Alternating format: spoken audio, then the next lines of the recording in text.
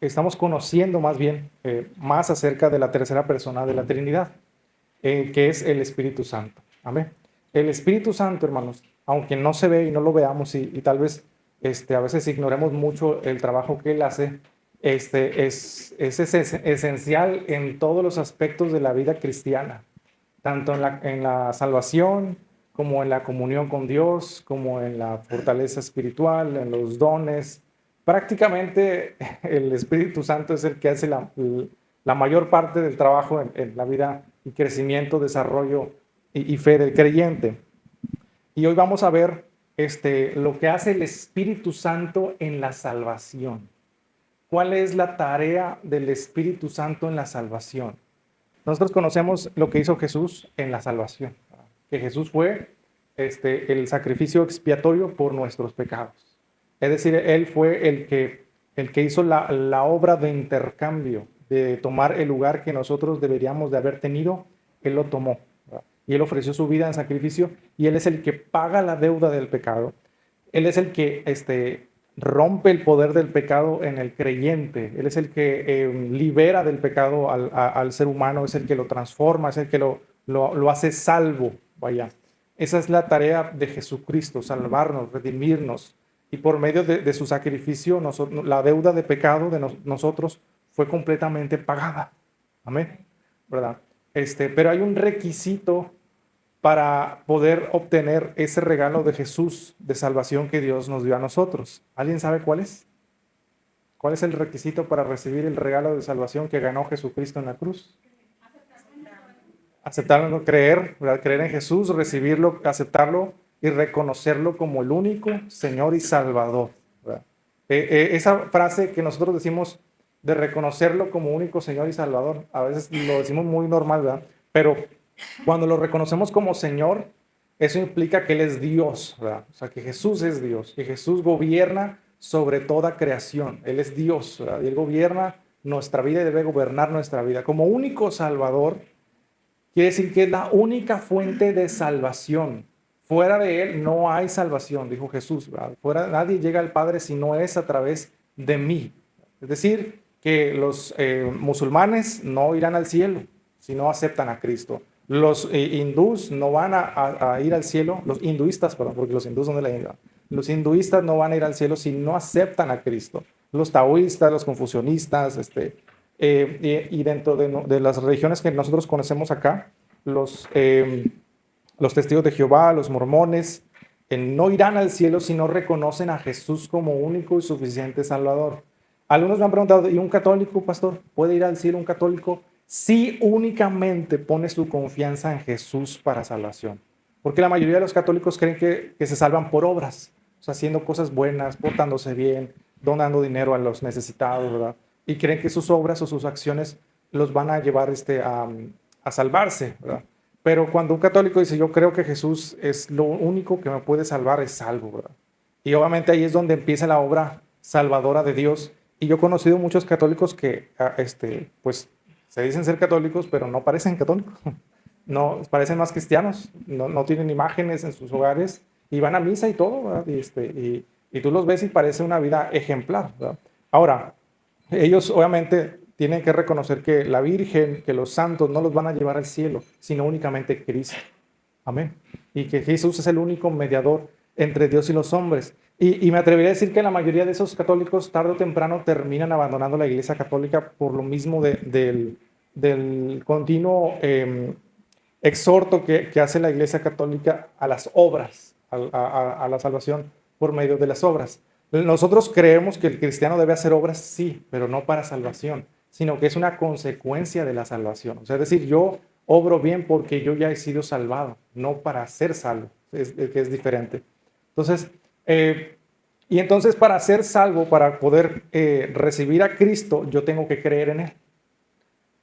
Pero esa fe que yo tengo en Cristo no nace por sí sola.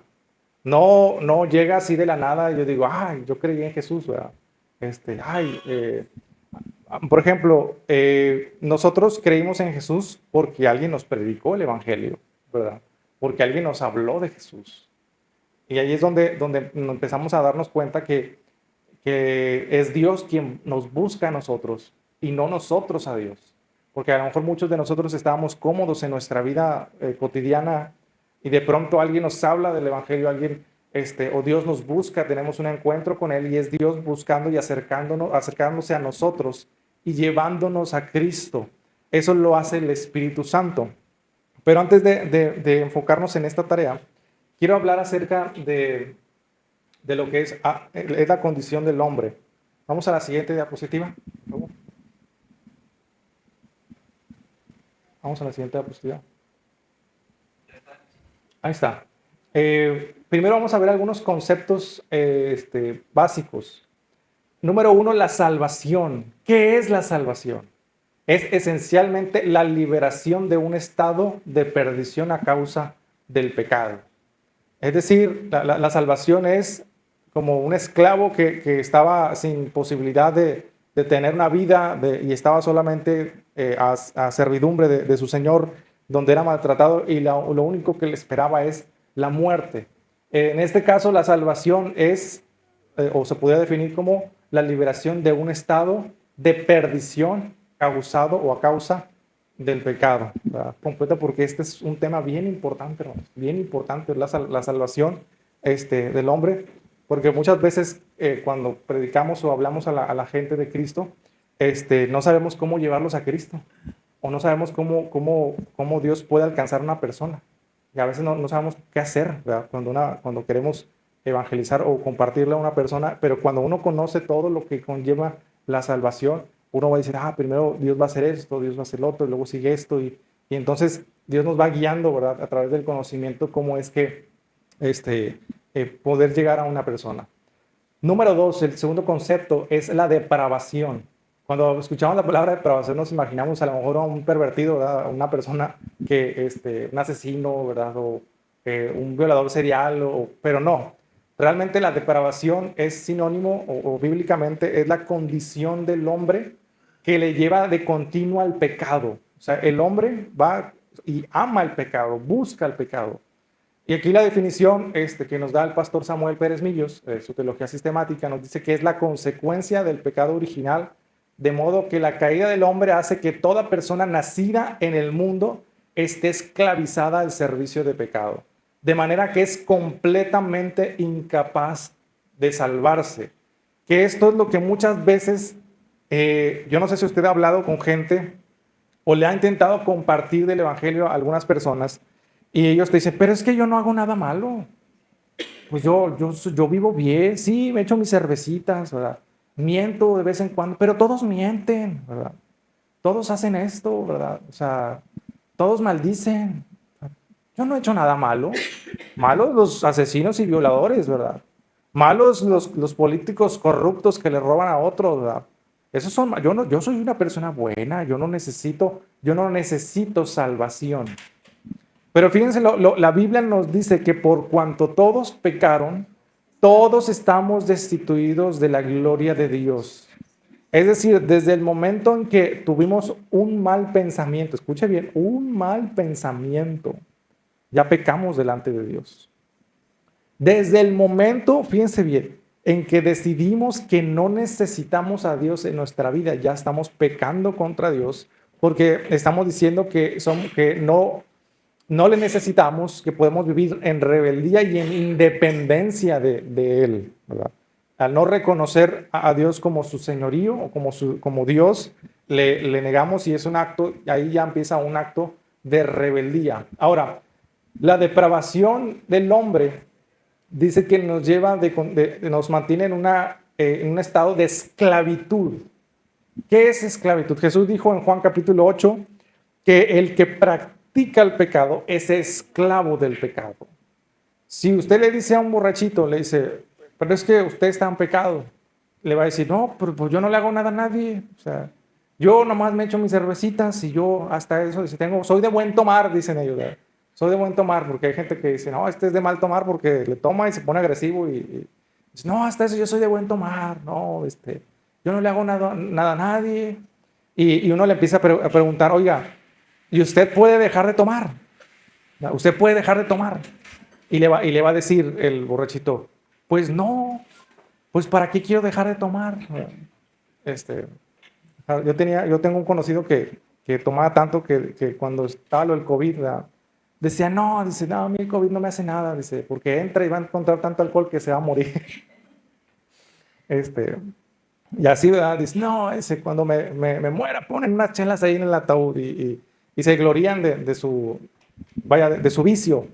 Pero si uno le pregunta, ¿puedes dejar de tomar? Pues no, ¿verdad? ¿O por qué querría hacerlo? Amo el alcohol, o sea, me gusta. Tengo o sea, pues sí, les gusta el estar como esclavos. O sea, la depravación hace que el hombre no solamente sea esclavo del pecado, sino que ama su esclavitud. Si usted le pregunta a una persona, ¿verdad? Oye, ¿puedes dejar, por ejemplo, de andar con una, con otra, de ser un adulto, un mujeriego? ¿Por qué debería dejar de hacerlo? ¿Por qué? Y ama su vida de pecado, no quiere cambiar, ¿verdad? Ya a lo mejor una persona que a lo mejor su pecado lo ha destruido o ha alcanzado y ha tocado fondo, por ejemplo, un borrachito cuando ya le dicen, ¿sabes qué? Tienes cirrosis, tienes que dejar esto o esto te va a matar. Algunos, no, yo prefiero morir así, ¿verdad? Y hay otros que empiezan a pensar y dicen, pues sí, ¿verdad? Tengo que dejar esto, pero no puedo porque no quiero hacerlo. Igual a un mujeriego le pueden detectar VIH y ahí es donde dice, caray, ¿verdad? Que tengo que cambiar, ¿verdad? O ya es demasiado tarde. Y a los drogadictos cuando ya pierden la familia, el trabajo y todo, y entonces ahí es donde dices, ¿sabes qué? Esto me está destruyendo. Y ahí poco a poco vamos a ir viendo, porque hay gente que aún a pesar de ver las consecuencias del pecado, no quiere cambiar. Es increíble.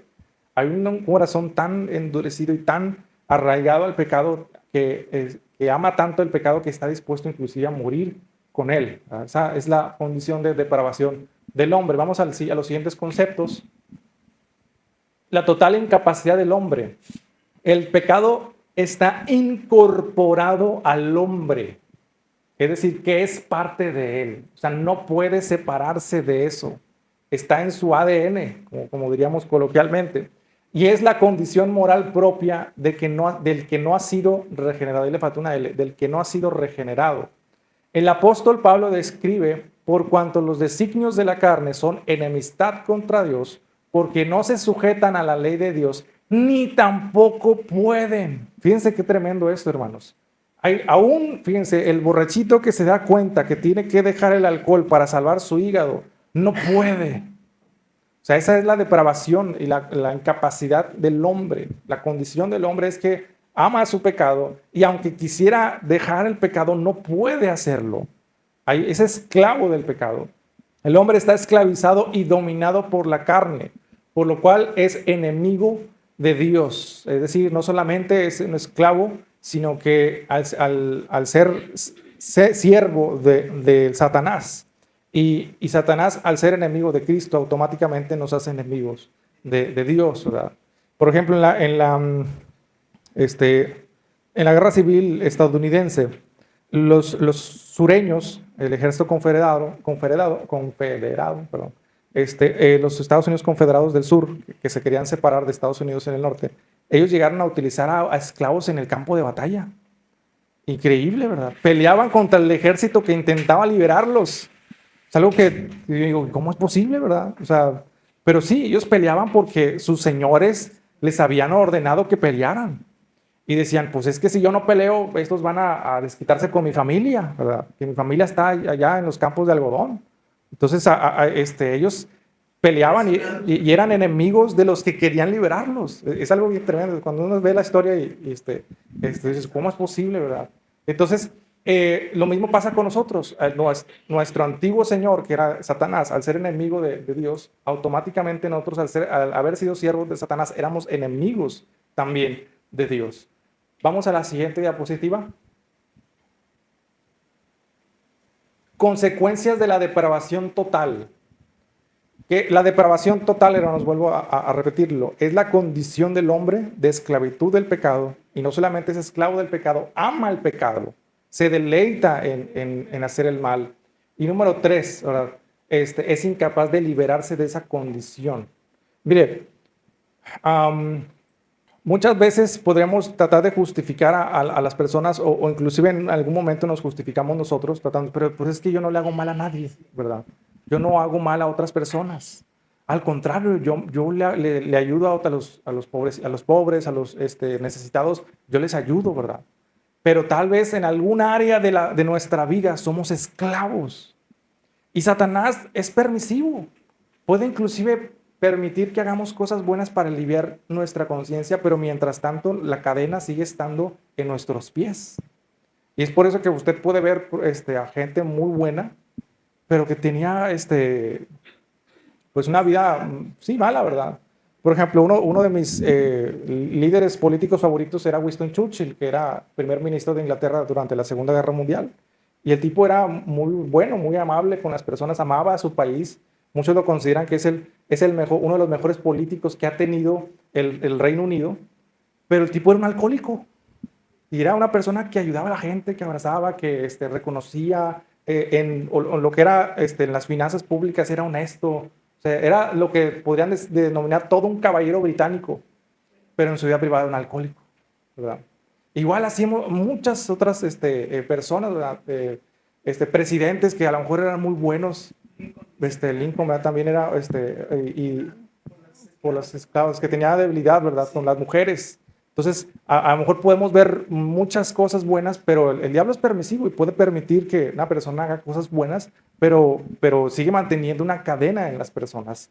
Entonces, la depravación total nos dice que el hombre es incapaz de liberarse completamente del pecado. Ahora, y uno dirá, pastor, pero ¿y esos de los pasos por ejemplo, los AA o los ciertos métodos que utilizamos? Muchas veces se cambia la esclavitud de una por otra. Por ejemplo, a lo mejor alguien que era alcohólico se hace esclavo del cigarro, ¿verdad?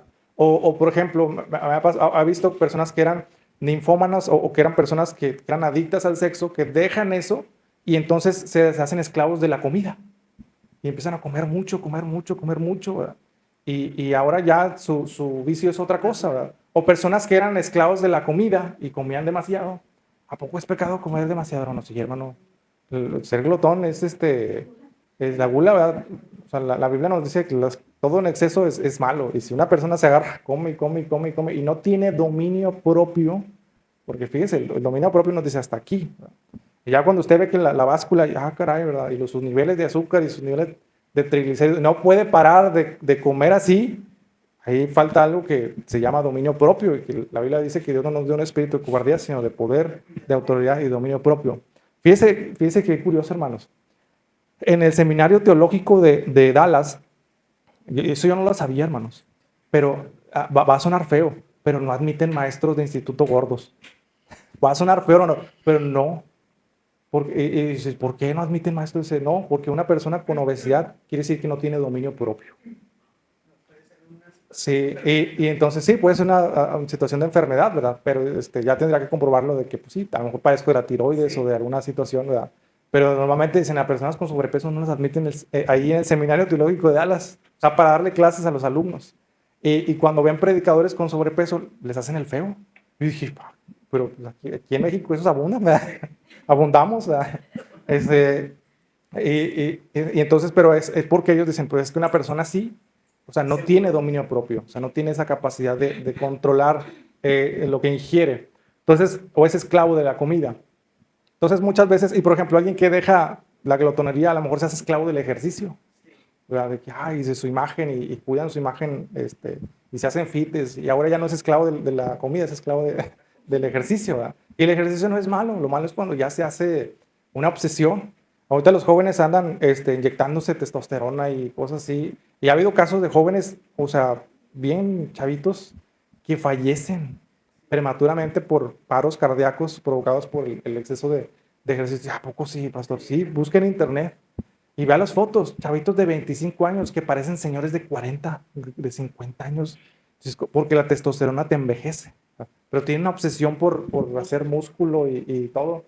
Pero bueno, lo único que nos hace libre realmente es Cristo, y que curiosamente también es un cambio de esclavitud. Éramos esclavos del pecado, pero ahora venimos a ser esclavos de la justicia, es decir, de Cristo. Número dos, bueno, lo primero es la incapacidad de buscar a Dios. El hombre no puede buscar a Dios, ni quiere buscar a Dios, hermanos. Usted puede hablar con una persona, no, yo no necesito a Dios, ¿verdad? No, yo no, yo soy bueno, ¿verdad? ¿Para qué busco a Dios? Y usted ve, por ejemplo, si invita a la iglesia, no viene, no, no, vamos a ir con unos amigos, ¿verdad? O no, vamos a ir a tal lugar. Y siempre a Dios lo dejan al último. Pero nomás viene una enfermedad y, ay, no, ore por mí, ¿verdad? Y ahí andan ahí, y ya más se soluciona el problema y ya otra vez no los vuelve a ver en su vida. Y el hombre es porque está incapacitado de buscar a Dios y no quiere buscar a Dios. Es parte de la depravación total del hombre. La incapacidad de responder al mensaje de salvación, esto es bien tremendo, hermanos. El hombre no puede responder al mensaje de salvación a menos que Dios, que el Espíritu Santo le convenza de pecado. Y ahorita vamos a profundizar un poquito más en eso, ¿verdad? Número 3, la ceguera espiritual.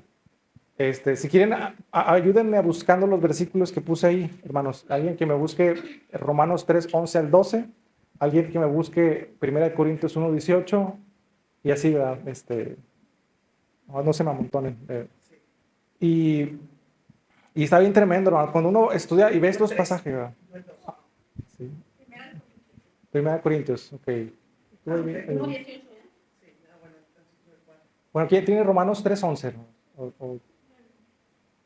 Ahorita siquiera ahí guarden el versículo que buscaron. Dice, no hay quien me entienda, no hay quien busque a Dios. Todos se desviaron a mí, se hicieron inútiles, no hay quien haga lo bueno, no hay ni siquiera uno. Fíjense qué tremendo. Aquí Pablo está citando, ¿verdad?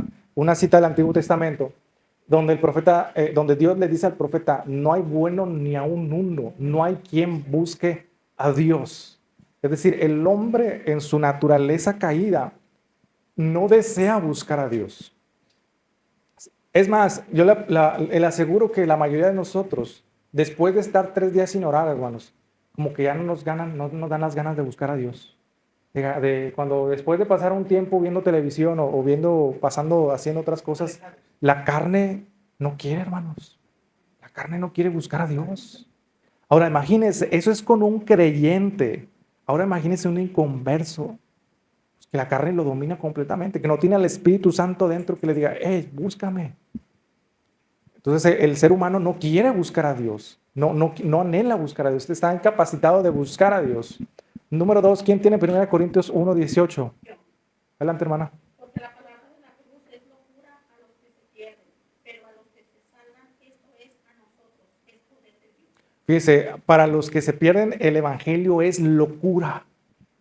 Usted habla con una persona, dice, ay, sí, no, o va y le dice a los jóvenes de preparatoria, no, no esos son, están locos, o sea, son locuras, un cuento de hadas, bro. Es una locura para ellos. No pueden, están incapacitados para responder al evangelio. Número 3, ceguera espiritual. ¿Quién tiene 2 Corintios 4, 3 y 4? Adelante, hermano. Pero si nuestro evangelio está aún encubierto, entre los que se pierden está encubierto, en los cuales el Dios de este siglo cegó el entendimiento de los incrédulos, para que no les resplandezca la luz del evangelio de la gloria de Cristo, el cual es la imagen de Dios. Fíjense, hermanos, Satanás ha cegado el entendimiento del hombre. O sea, el hombre no puede entender y ni percibir las cosas espirituales. Es como si usted quisiera mostrarle todo lo que vemos estando ciego a la otra persona. A un ciego no se le puede mostrar el color verde. Al ciego no se le puede mostrar el arco iris, ¿verdad? El color de los árboles, la belleza de las montañas. No se le puede mostrar, es porque está ciego. Es incapaz de percibir. Sus sentidos están muertos. Fíjense qué tremendo es la situación del hombre sin Cristo, hermanos. Después, número 4, ¿verdad? Incapacidad de comprensión del mundo. Ahí es el mundo espiritual. 1 Corintios 2, del 12 al 14. ¿Alguien lo tiene? ¿Lo tienes por ahí? Adelante. ¿Verdad? Y nosotros no hemos recibido el espíritu del mundo, sino el espíritu que proviene de Dios, para que sepamos lo que Dios nos ha concedido, lo cual también hablamos, no con palabras enseñadas por sabiduría humana, sino con las que enseña el espíritu, acomodando lo espiritual a lo espiritual. Pero el hombre natural no percibe las cosas que son del espíritu de Dios, porque para él son locura, y no las puede entender, porque se han de discernir Espiritualmente. ¿Puedes repetir lo último? Sí, porque el hombre natural no puede. perciben las cosas que son del Espíritu de Dios, porque para ellos son locura y no las pueden entender porque sean Espiritualmente. Fíjense, el hombre natural, el no creyente, el que no ha recibido el Espíritu Santo, no puede entender las cosas espirituales. Y es por eso que aunque usted hable con un ateo y haga una apologética magistral, yo he visto debates de apologistas cristianos que dan unos argumentos bien tremendos, hermanos, y echan por tierra cualquier argumento cosmológico de la parte ateísta, y aún así no creen, hermanos. Y la gente no cree. Y dicen que ellos, no, es que yo creo en la ciencia y en la razón. Y aún con la razón, mire, hay una cantidad de libros de apologistas y científicos cristianos.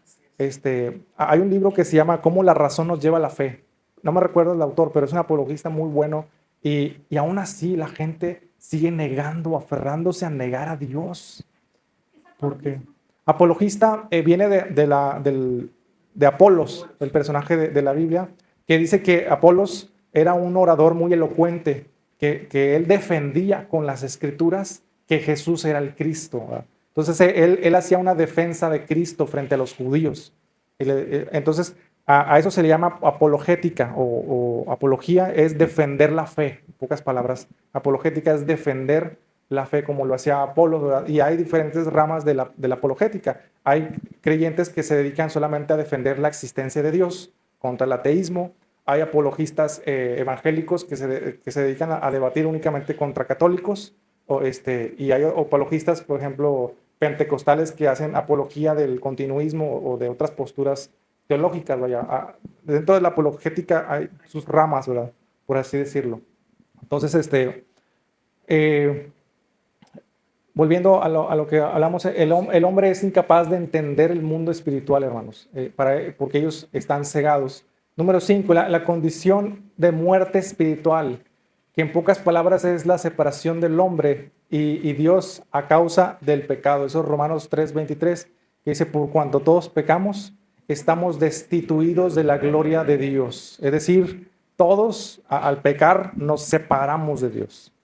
Entonces, la muerte física es la separación de la vida, del mundo terrenal y el mundo espiritual, ¿verdad? Y la muerte espiritual es la separación de Dios y el hombre. Es decir, la muerte siempre lleva una separación de la parte que da vida y a la parte que se separa de la vida o de la fuente de vida.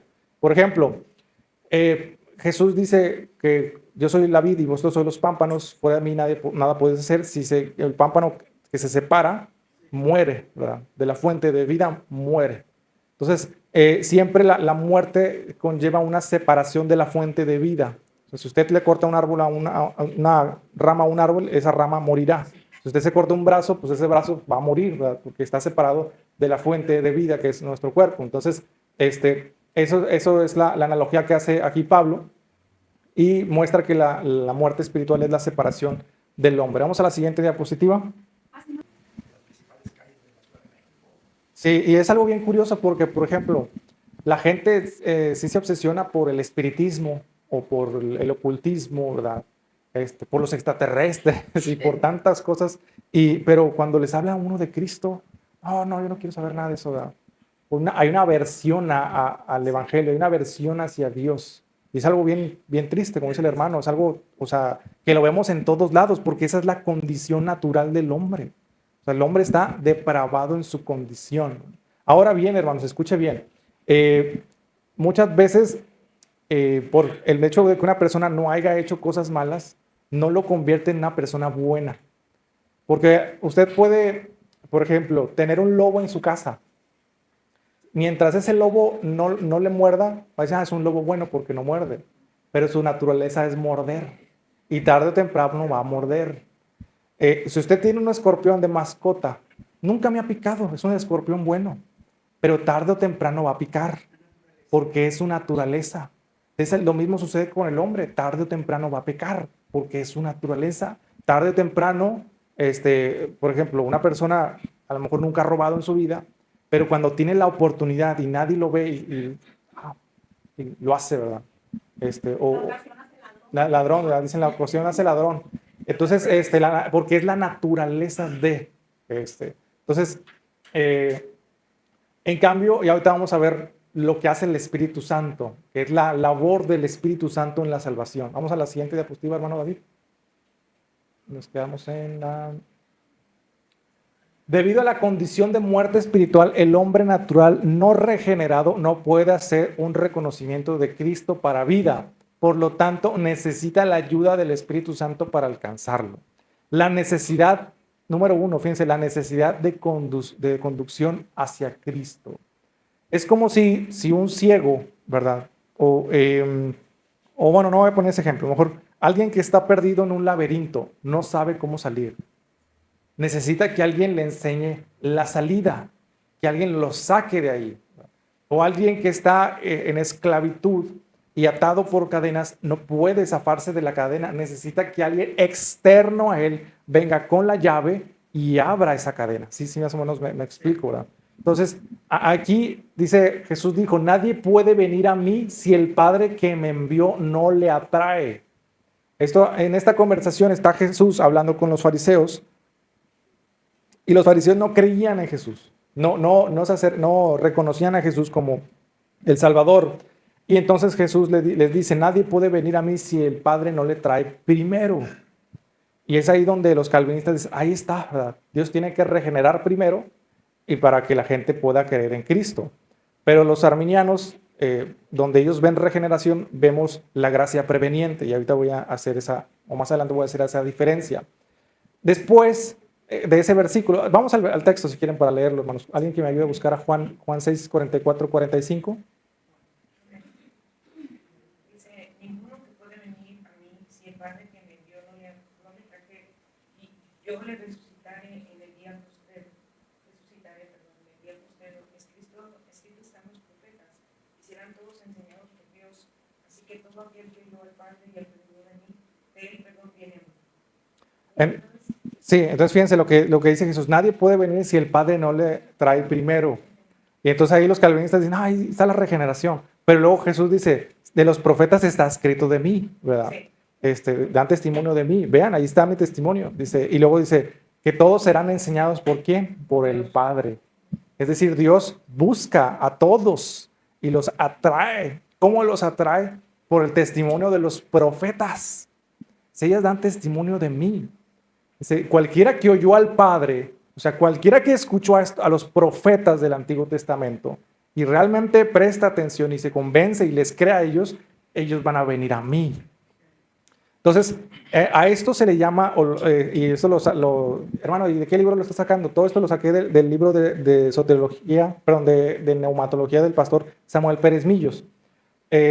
Y normalmente, o el orden de la salvación es primero la iluminación, primero la gracia preveniente, la iluminación, luego después la fe, y entonces ya viene la regeneración, la santificación, la justificación en la persona. Pero uno de los primeros pasos es la iluminación. Es decir, es como cuando a un ciego se le abren los ojos y ve, ¿verdad? Ya veo, ¿verdad? O cuando una persona encuentra el camino, ¿verdad? Y dice, es por allí.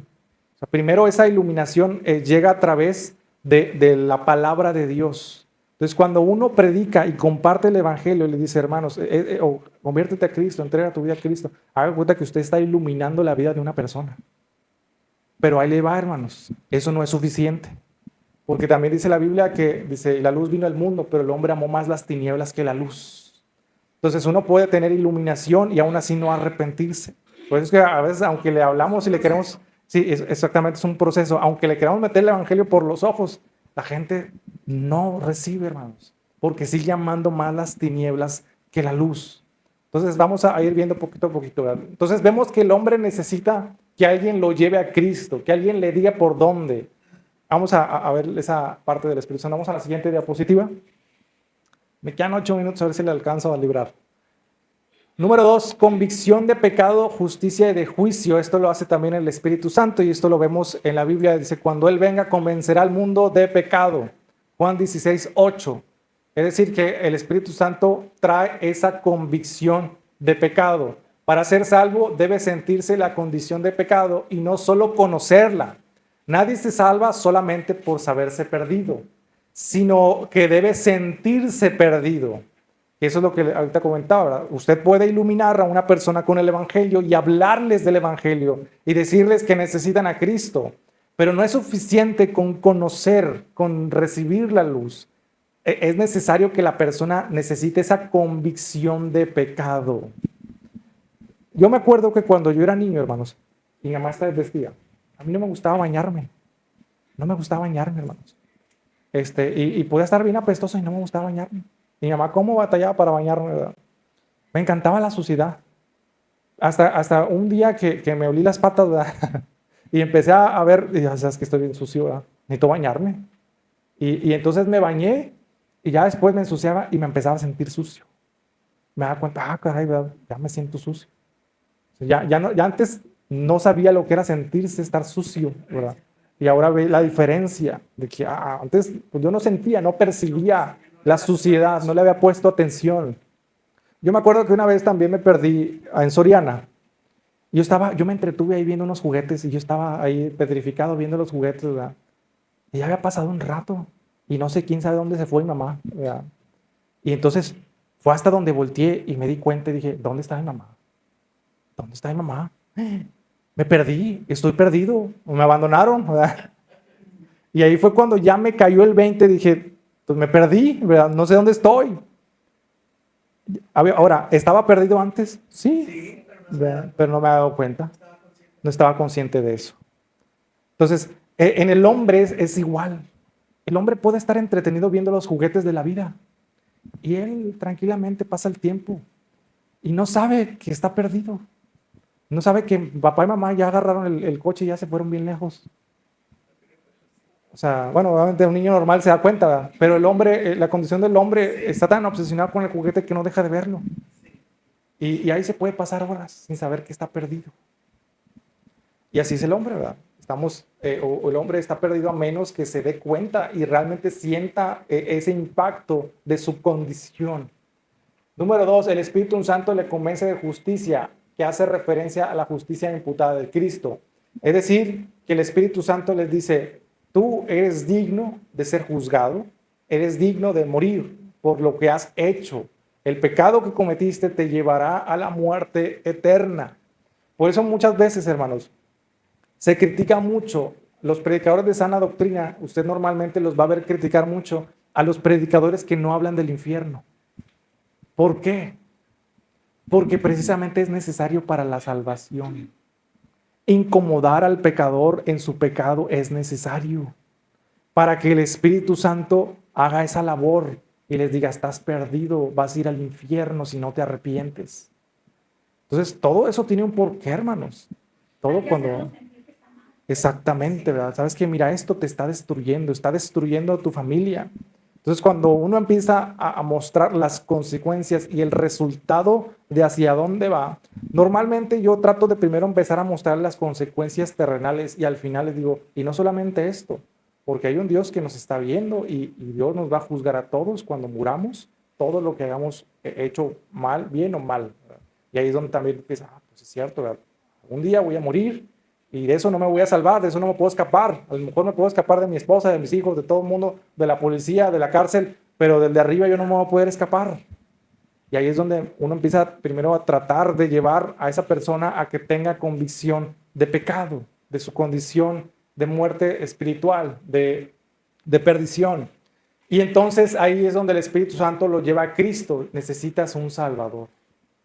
Necesitas a alguien que te saque de esa condición.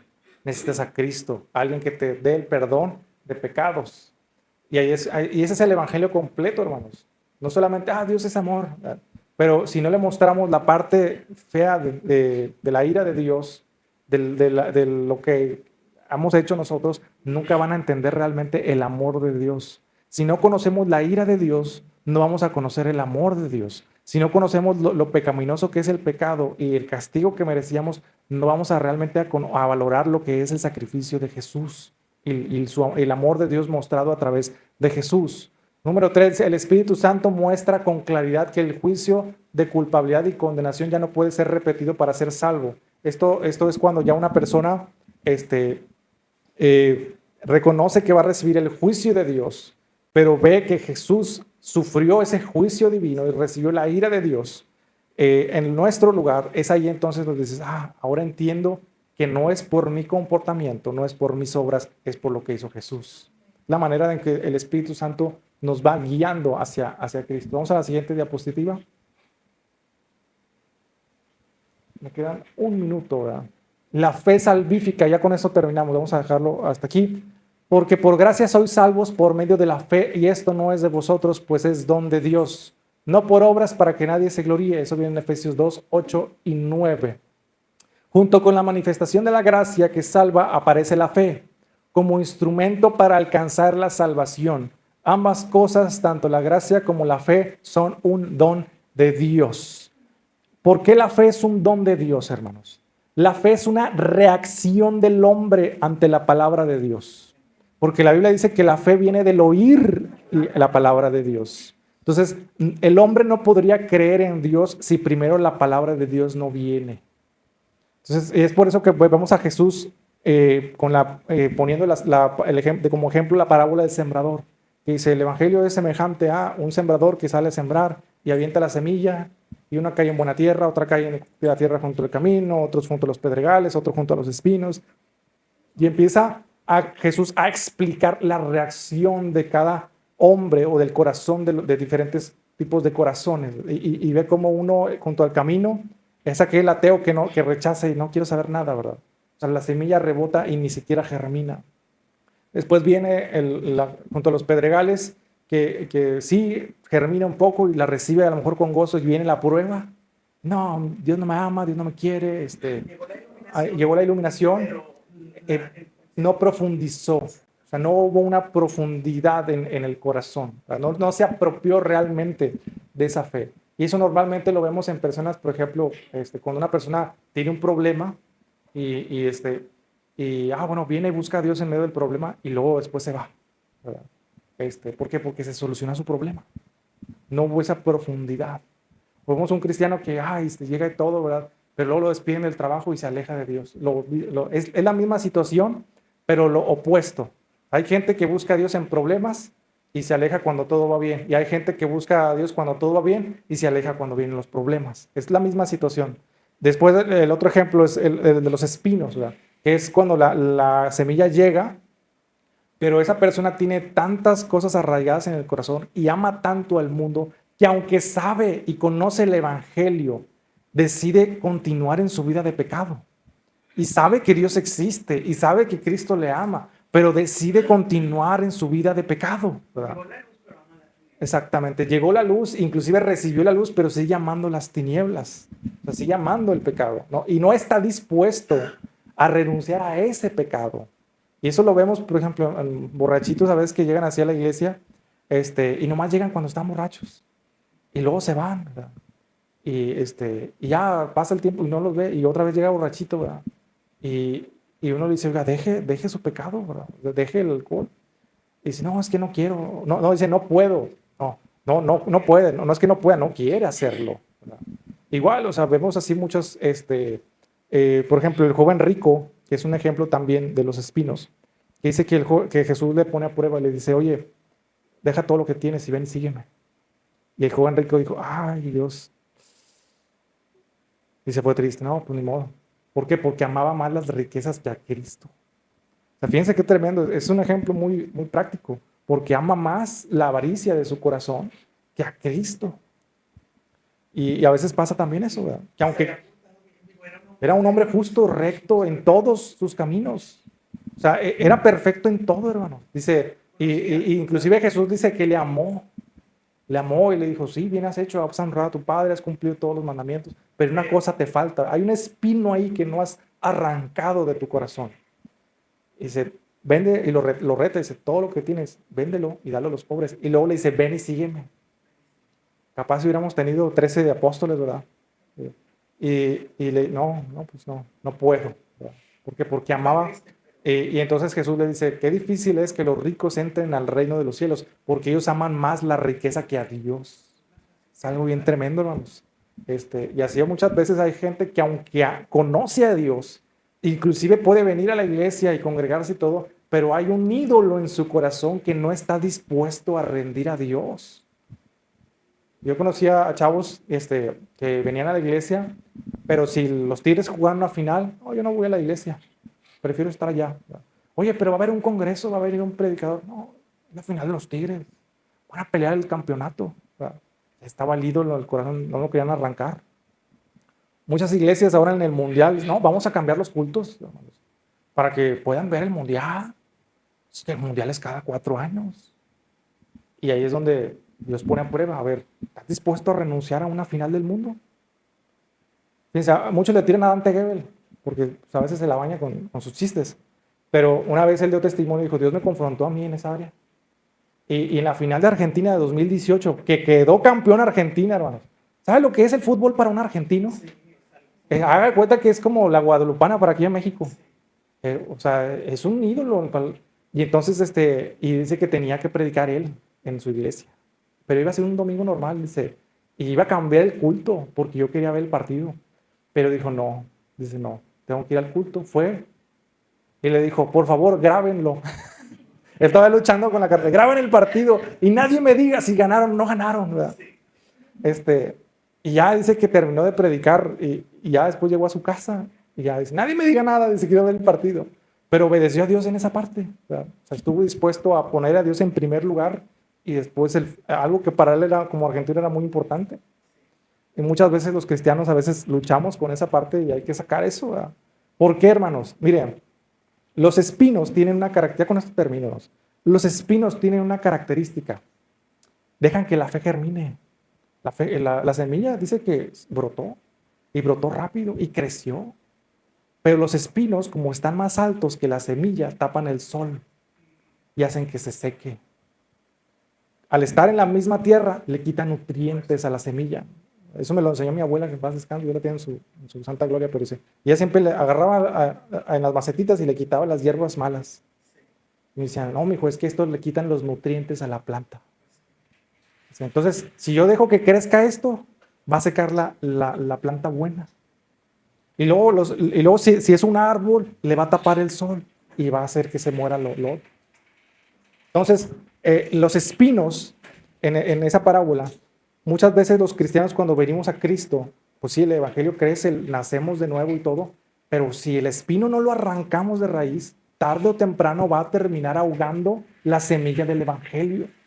Y ahí, como les decía, en el caso del joven rico eran las riquezas, era algo que amaba más que a Dios y no estuvo dispuesto a arrancarlo de su corazón. Entonces, ese es el peligro de los espinos. Pero bueno, volviendo a la clase, la fe salvífica, la fe es esa semilla que Dios siembra, que Dios arroja, y la reacción del hombre es como ocurre en estas tierras, ¿verdad? En la tierra buena, donde ha limpiado su corazón y ha estado dispuesto a dejarlo todo, y solamente queda la semilla del evangelio, y es una tierra fértil, arada, un corazón humilde que no es endurecido, recibe y crece y brota y da fruto al 100 por uno. Y así en el caso junto al camino, es un corazón endurecido donde ni siquiera cree, donde ni siquiera nace pero en los otros ejemplos es donde sí nace, pero por diferentes circunstancias la fe se ahoga, la fe muere. Y esto es algo bien tremendo, hermanos. Esto los calvinistas no lo pueden explicar porque para ellos la salvación no se pierde, pero el arminianismo y otras posturas teológicas muestran que la salvación se puede perder, ¿verdad? Y la salvación no se pierde de la noche a la mañana, se pierde por un proceso también, ya sea porque en el inicio, como en el caso de las rocas, no hubo profundidad, no hubo madurez espiritual, o en el caso de los espinos, que hubo algo que nunca se quiso arrancar y estuvo creciendo a la par junto con la fe. Entonces es muy interesante eso. Yo creo que hasta ahí le vamos a dejar, Manuel.